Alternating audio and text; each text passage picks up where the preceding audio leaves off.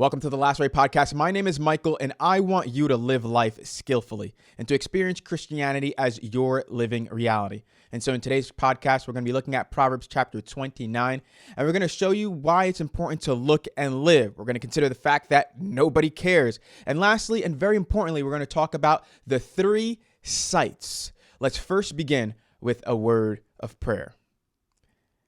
Father in heaven, we thank you so much for another podcast where we could consider your word even the more. We're here at the 29th chapter of the book of Proverbs, a book about common sense. And in today's podcast, we ask that your Holy Spirit may remove all distractions from our minds so we can get the deep gems of truth that you've embedded in this chapter, that they may also become the functioning principles in our minds as we seek to live out this life skillfully. Bless us, we pray, in Jesus' name. Amen.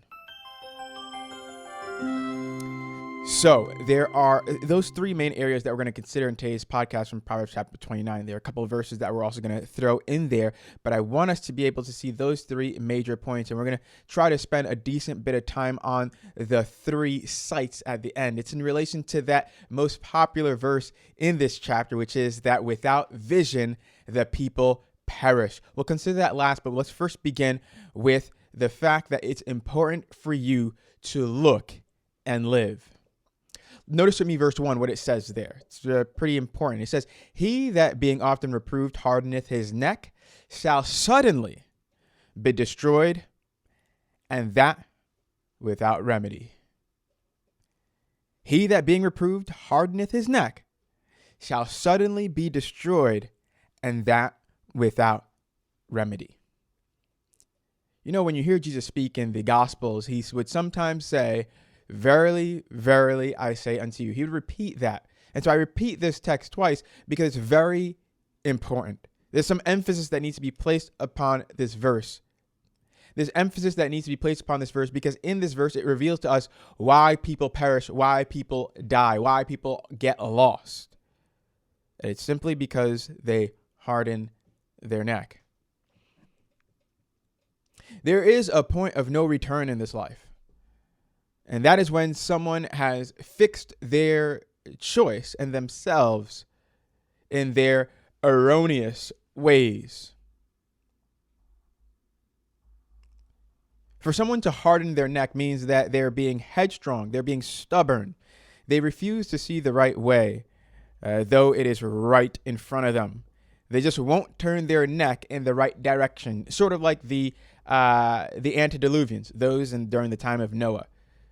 Sure, they may have looked at the animals as they were lining up to go inside the ark, but they refused to turn their mind, their hearts, towards the idea that it might be the right thing for me to leave where I am and follow where these animals are going, following after Noah to go into that ark to find safety from the oncoming storm. But they didn't believe in that storm. They hardened their necks against the clear evidences that they should seek for shelter before destruction comes their way. So then, to them, they were destroyed suddenly. Now, it shouldn't have been sudden to them, but it was sudden to them because they did not believe what Noah was saying, that a flood was coming. So they were destroyed. They were shocked when punishment, failure, and destruction came their way.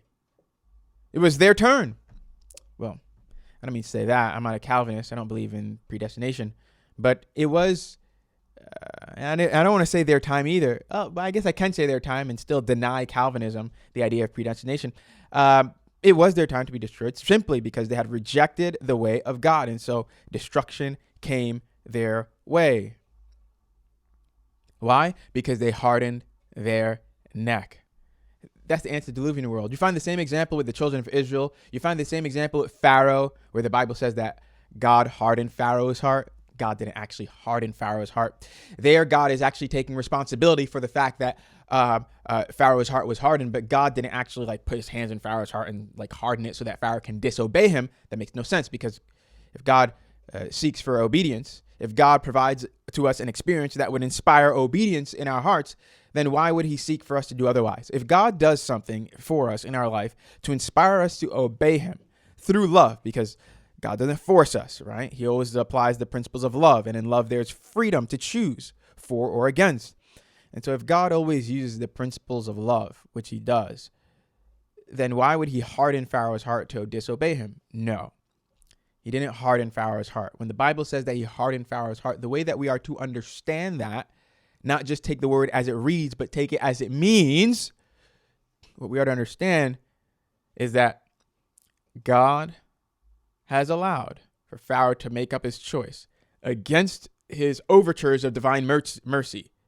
And thus, Pharaoh responded by hardening his heart. And as God continued to pour more of his love towards Pharaoh, Pharaoh would harden his heart even more. And so God takes responsibility. And the word says that God hardened Pharaoh's heart. The other way that it could simply be put is that God continued to love Pharaoh. But the more that God loved him, the more he would harden his heart. We have to be careful that we interpret or divide the word of truth. If we do it wrongly, then we're going to have a wrong picture of God. But if we do it rightly, then we'll have the righteous picture of God that is displayed in the life, death, and resurrection of Jesus Christ. We have a whole entire message on that, the mechanism of divine punishment. There's like 2 or 3 parts to that. We look at divine punishment on the cross, and we look at divine punishment in different areas to see how God actually does this thing. But here again, those that harden their neck against God, they will suddenly be destroyed. Another good example, I'll read the story. You're familiar with it. The other examples were like Jonah and Judas, but I want to look at the example of the children of Israel. The children of Israel, they when they were there in the wilderness, we know the story very well. They had left. They journeyed by Mount Or by the way of the Red Sea, and they were going to compass the land of Edom. And I'll read from verse 5 of chapter 21 of the book of Numbers, where it says, "And the people spake against God," so they were murmuring against God and against Moses, saying, "Wherefore have ye brought us up out of Egypt to die in the wilderness? For there is no bread, neither is there any water, and our soul loatheth this light bread." And the Lord sent fiery serpents among the people, and they bit the people, and much people of Israel died. So the Lord sent fiery serpents. That's what it says. That's what the word reads. But what does it mean? Did God actually send fiery serpents to them? No. No, he did not. Those fiery serpents have always been there. The fiery serpents have always been there. And now they come in to bite them. Why? Because God's protective hedge is no longer around the children of Israel.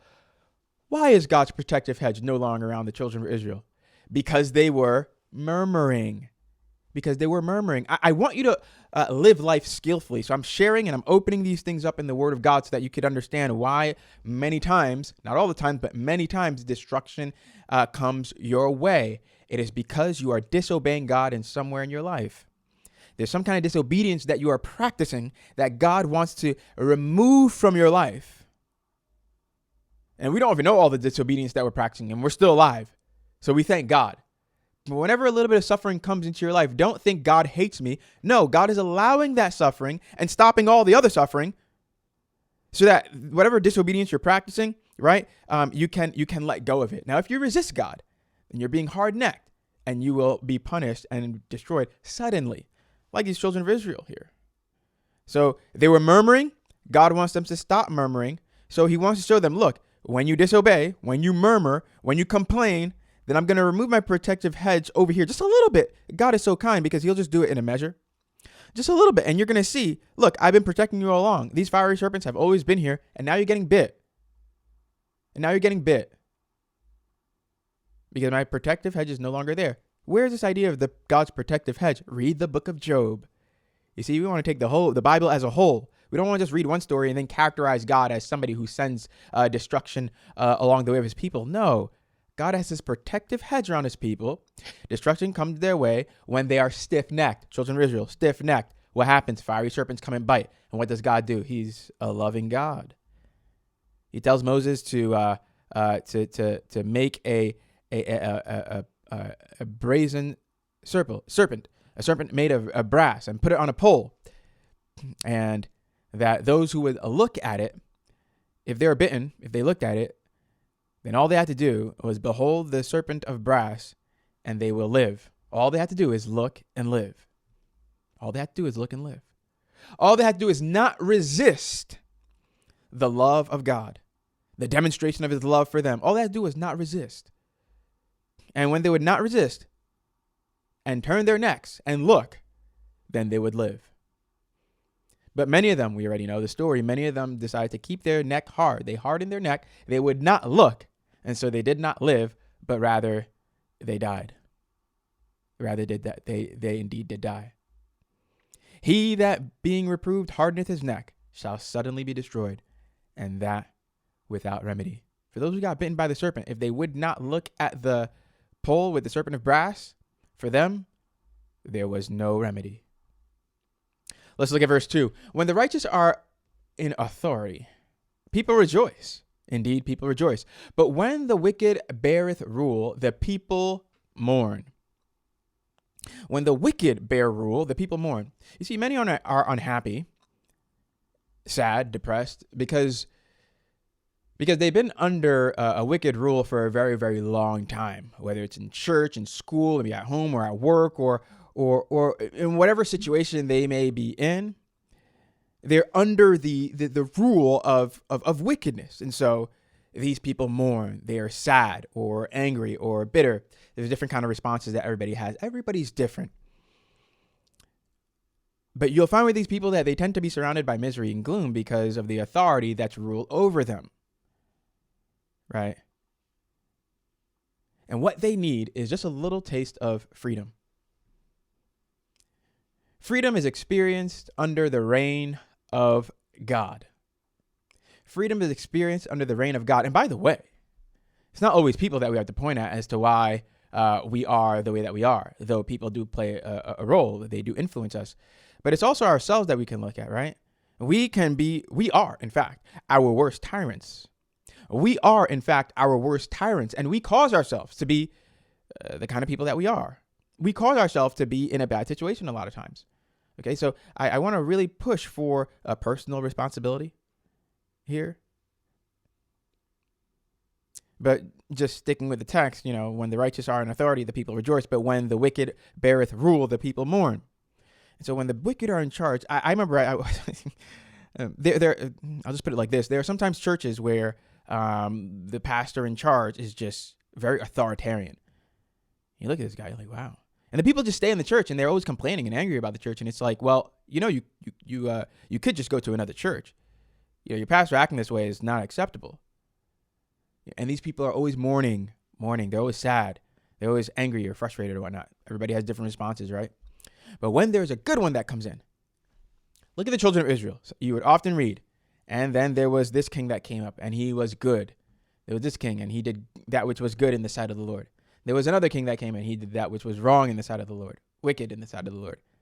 And the way that the king is tended to affect the way that the people were, their disposition, their response, their way of living.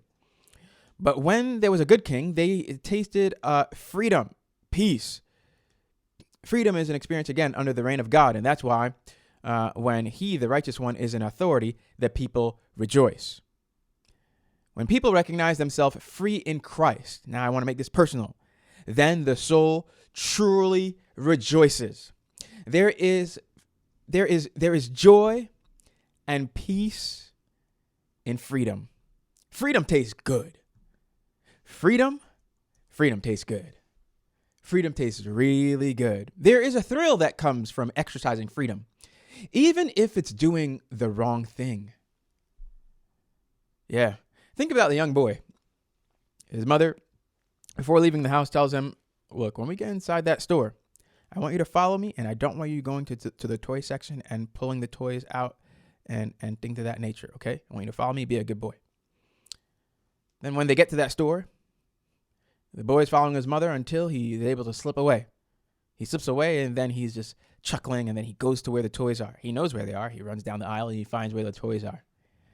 And he sees a big old dinosaur, the stuffed animal dinosaur. And he's excited to see it. He sees that he can grab it. The tail is just hanging. And then after that, he finds a little ladder so that he can reach up. And he pulls down the dinosaur stuffed animal. And not only does he get the dinosaur, but he gets all of the other stuffed animals that were up there with it. Everything falls. It's a huge mess. Now, that young boy is shocked. He's like, oh, my goodness. Mom is going to kill me. Now, he knows that he's not going to take away his life. But he's shocked because he knows he's going to be in trouble. And when his mom comes, she hears the noise. It's not that much noise because it's only stuffed animals. But she hears the noise. She comes over, sees him, and then he has a smile on his face because he got caught. Now, let me talk a little bit about that smile that's on his face. Why is he smiling? Why is he smiling? What's that smile doing on his face? Shouldn't it be filled with terror, fear? Why is there that strange? It's not like a smile of happiness necessarily, but why is it that he's smiling there? Because he tasted freedom. Knowing that it would get him in trouble, he tasted freedom. He just got the taste of freedom of doing what she told him not to do, and thought that the price of disobedience was worth the exercise of freedom. Freedom is a very, very powerful thing. Freedom is good and it tastes good, but like honey, which is good, as we read in the previous proverb chapters, while honey's good, we don't want to take too much of it, lest we vomit and become sick. We should be temperate in all things if we would gain the mastery of ourselves. Now, verse 5. A man that flattereth his neighbor spreadeth a feet before... A man that flattereth his neighbor spreadeth a net for his feet. Whenever people are flattering you, if ever people are flattering you and things like that, flattering, that is, you can become, it's all right to become a little bit suspicious. I don't think it's good to be suspicious generally. I'm not. I'm just pretty chill. That's just me personally. Your life is too short to be suspicious about everybody. If you're always suspicious, then people should be suspicious about you. Like real talk. But let me talk about that. For like, if you're always suspicious that why are people so nice? Why are people, being kind to me and this and that? Why are people? Then people should be suspicious about you because you don't think it's reasonable for somebody to actually be nice because you are not nice. You are wicked in your heart. You wouldn't be nice to other people. You don't have the disposition. So for somebody else to have it, you're just amazed. You're like, wow, how can somebody be nice? And so you're always suspicious, constantly having an evil eye towards people, not realizing that, again, the principle is that by beholding you become changed. And so the evil that you are imagining in somebody else, actually becomes formed in yourself. But back to this point here, that a man that flattereth his neighbor spreadeth a net before his feet. It's okay to give somebody a compliment. That's not flattery. It's good to know the difference between the two. To give somebody a compliment, they did something good, you give them a compliment. That's not flattery. Flattery has evil intentions in there. The intention with flattery is to compliment in order to make somebody feel better than they should. So with flattery, there is intent. Now, sometimes you can give a compliment and you're not trying to make somebody's head be big, but that's a problem that they have. That's a problem that they have to work with, not you, but that's a problem that they have to work with. They need to be able to take a compliment and not become arrogant or prideful. Right. So we have to, it's important to know the where the issue is. You can give a compliment and it's not flattery. Why? Because there's no intention to make somebody feel better or to than they should, But now if somebody takes a simple compliment that you give and then they're like, oh, no flattery. It's like, whoa, that wasn't the intention. So the problem is not on your end giving a compliment. The problem is on their end in the way that they receive that compliment. There's so much corruption in their heart that any little compliment that comes to them, they cannot manage it.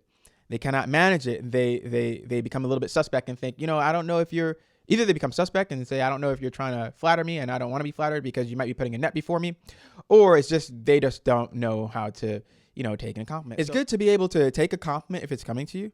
And if somebody's trying to flatter you, for you to realize that also and be able to navigate through that and not get too big-headed. That's very, very important because I remember when I was, I'll leave myself out of this one, but I'll just read this statement over here from Testimony Treasures, book 1 on page 321, paragraph 3. It says, some ministers of ability who are now preaching present truth love approbation. Applause stimulates them as a glass of wine does the inebriate. So it is true that sometimes, there are certain things that we should avoid doing, like giving big applause and things like that to ministers when they preach or when they're doing the work of God, because it is like giving a glass of wine to the inebriate, the drunkard, and they feel a little better than they should. And humility leaves the heart, and they begin to depend upon themselves for what they've been able to do for God. So there's a time and place for everything, really, is what it comes down to. It comes down to the condition of the person's heart as well, what is being done to know the difference between flattery and giving a simple compliment. But one should always be wise and aware of the intent, a person's intention, and also the intentions of your heart in the way that you respond to what people share. Verse 11, a fool uttereth his mind, but a wise man keepeth it in till afterward. Yes. You see, in a general sense, no one really cares about how you feel. The fool will utter everything in his mind. He'll tell you how he feels. And he doesn't realize that most people don't really care how you feel, except your spouse, close family, and friends. And at times, even them. There's a limit to the amount of your feelings that they can consume. And so the wise person knows that there's a limit to what people can take in or accept. There's an acceptable time when a person will hear what's on your mind. And it's important for you to be able to distinguish that. One of the virtues is patience, divine timing, knowing, when to do certain things. Okay. So that's why the wise man, he keeps what's on his mind in there until the acceptable time. Don't think that it's always acceptable to speak your mind or to expect people to always hear what's going on there. It may expose something about you that wasn't true to begin with. Now let's end here with the importance of vision. Verse 18. Where there is no vision, the people perish. But he that keepeth the law, happy is he. Vision is seeing the future before it happens. It inspires joy, hope, and courage, and all the other virtues. Love is the practice of virtue itself. And we already said last week that courage is the practice of the virtues under very adverse circumstances. Temperance is not taking any of the virtues to the extreme. Patience is the divine timing of the practice of the virtues, etc. Vision inspires you to live virtuously towards your goal. With it, you can live in the middle of difficulties with poise and grace and strength, with vision. But you got to have vision. Not everyone has vision. There are people who aren't going anywhere, and they desperately want you to go there with them. They would do anything for you to stay. You see, vision chooses your friends. If you have none, well, you're going to want everybody to stay there with you. Now, if you do have vision, then you know that you can't take everybody with you. And you know that you can't take everybody with you because not everybody shares your vision. There are three visions. Three visions. Sight, insight, and foresight. Sight is what you see with your eyes. Insight is what you see with your mind. Foresight is what you see with your faith. Daring to see a more beautiful world. You see, a farmer plants in the spring because he sees the garden inside of the seed. The garden that he sees is not outside of the seed, it's inside of the seed. And so the farmer, he can envision the future of the seed before it happens because, one, he knows the principle that's inside of the seed, and two, he knows what he will provide to the seed so that that vision can come to pass. The principle inside of the seed is to grow under certain circumstances. And the farmer knows the circumstances, the farmer knows the conditions that he will provide to ensure that the seed will grow. So he has vision for the seed. Based on the seed, not all seeds are the same. And he gives it the environment, just the environment that it needs in order to succeed. You are a seed. Do you know yourself? Do you know the kind of seed that you are? Do you know the conditions that you need? Your vision for yourself chooses your friends. Some have no vision for themselves, and so that's why they have no friends, not realizing that in this world you need people. Some may have a vision, but it's a wrong vision for themselves. And so they have the wrong friends. And they stay around the wrong friends.